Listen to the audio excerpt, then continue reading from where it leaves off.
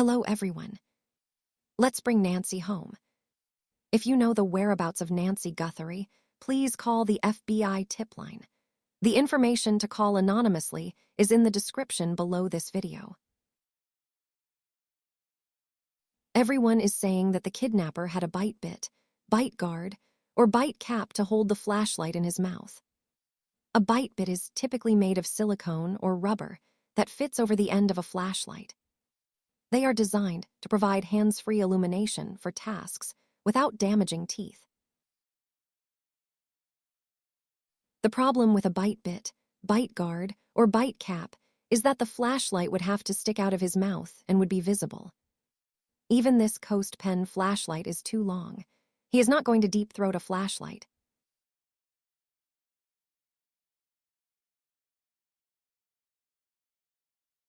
One person, Beauty Bubble on X, stated that he used an Illumibite Pro.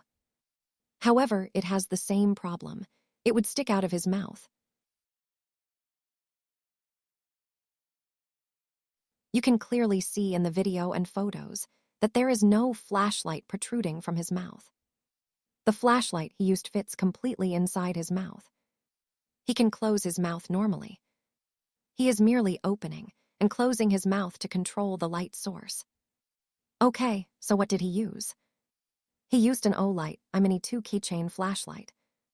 The entire flashlight is 2.17 inches long with its magnetic base. Without the base, it is about 1 inch long.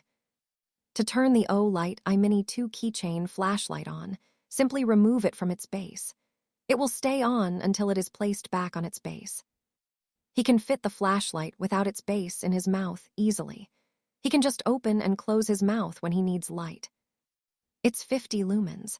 It's powerful enough for what he needs without being noticeable to the neighbors. He has about 1 hour before it needs to be recharged. This flashlight is available through Amazon and Walmart. I do not know if it's available in all Walmart stores, but you can order it online through Walmart. There is a YouTube creator with the channel name Your Everyday Gear. His link will be posted in the description of this video. Please show him some love by watching his entire video and subscribing to his channel. He created a review of the Olight imini 2 Keychain flashlight. His review shows an awesome example of how bright the Olight imini 2 Keychain flashlight is. And it has two functions. On, when you remove it from the magnetic base, and off, when you connect it. So that is the light. Very simple light, on or off, magnetic base, and USB Type A charging male side on the end of it. And let's take a quick comparison of what it looks like in the dark with a few other lights. We'll look at the i3E EOS, and we'll also look at an O-clip just to give you a comparison of what that 50 lumens really looks like. All right, so you know the deal. We're going to be taking a look at 3 different Olight small flashlights and focus on what you can see to the right of the shed here, just to the right of it. It is a bright night, so it is going to pick up a lot of light, but the difference between what you can see just to the right of the shed is going to give you an idea of the flood of the Olight imini 2 and the throw of the other 2 flashlights, which are the i3E EOS and the O-clip. First is the imini 2.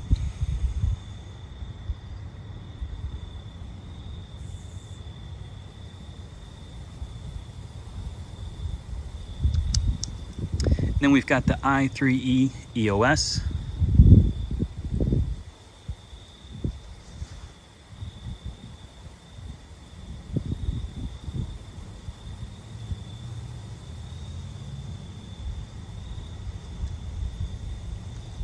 And then the O-clip.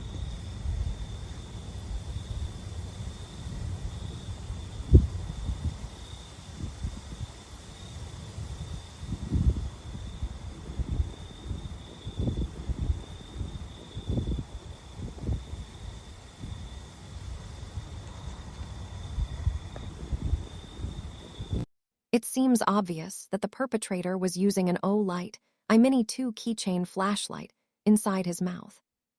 If you find a better solution or a discrepancy, please let me know. With all the items being identified, cross-referencing who purchased all these items should increase the possibility of identifying the person who took Nancy Guthrie from her home. Nancy Grace discussed the identified items and cross-referenced the purchases. She can add the Olight imini 2 keychain flashlight to the list. I don't agree with all of Nancy Grace's theories, but she is correct about cross-referencing the purchases. Let's listen to Nancy Grace's information about the identified items.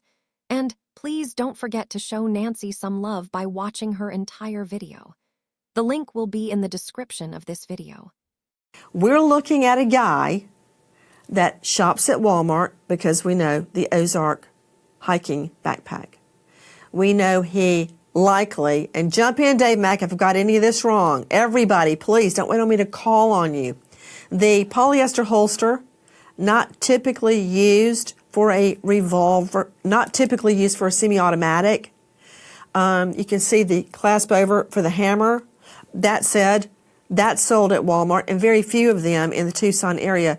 Just 2 had it available at the time that Nancy went missing. You've got the backpack, you've got the polyester holster, you have the ski mask, a similar one is sold at Walmart. Some people call it a balaclava. You have the jacket, you got the pants, you got the shoes, you got the walkie-talkie. So, Scott Eicher, we're looking for a guy that has all of those things. Now, to top it all off, the cherry on top of the sundae is the Lululemon jacket, the Lululemon cuff. So, how does the FBI go about putting all of that clothing together and finding it? It would be a gift from heaven if the guy bought several pieces of it on the same receipt. But what if he didn't buy it in a brick and mortar? What if he bought it online?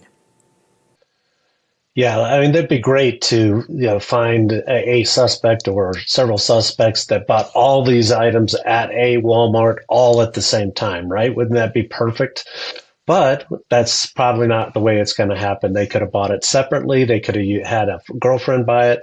They could have, bought it online. And when we deal with the online stuff, that's a whole nother world, right? You're going to have to get Amazon's cooperation. You're going to have to give them a search warrant. You're going to have, and hopefully they can give you a list of how many thousands of people that might have bought these specific items. So, whether it's brick or mortar or where it's right there. Amazon. Stop right there. Stop.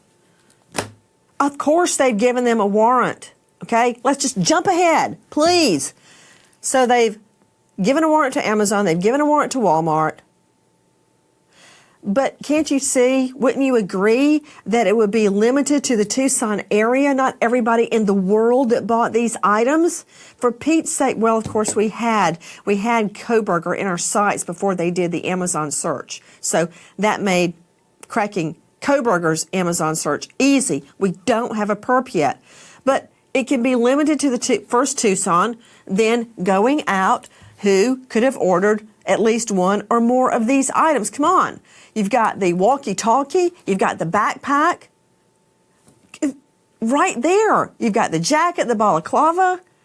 It would be great if we could find it. You see where I'm going with this, Eicher. Help me out. Throw me a bone.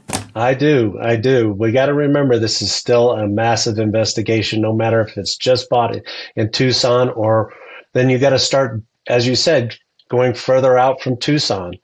And how far do you go? And it really just depends. And when you're dealing with Amazon, where was it delivered? Was it delivered to Tucson? Do they live in Phoenix? Anything like that. You got to start with a large database and start whittling it down. And it's a lot of grunt footwork, too. I'll tell you where I would start. You know where I would start? Where that Google search was on Google Trends. That was the person was looking for, we think, Savannah Guthrie's salary and Nancy Guthrie's home address. I would start in that area. Thoughts? Oh, that's definitely true. I mean, do I have to spoon feed you, Eicher? I'm trying, girl. I'm trying. I don't agree about the walkie-talkies. Seems that walkie-talkies would be too noisy if you are trying to quietly break into someone's home. I believe this man acted alone. I also believe that it would be easier to identify online purchases because you need an account with a method of payment that is not cash. Please help get the word out about the type of flashlight this individual used by liking and sharing the video. Let's bring Nancy Guthrie home.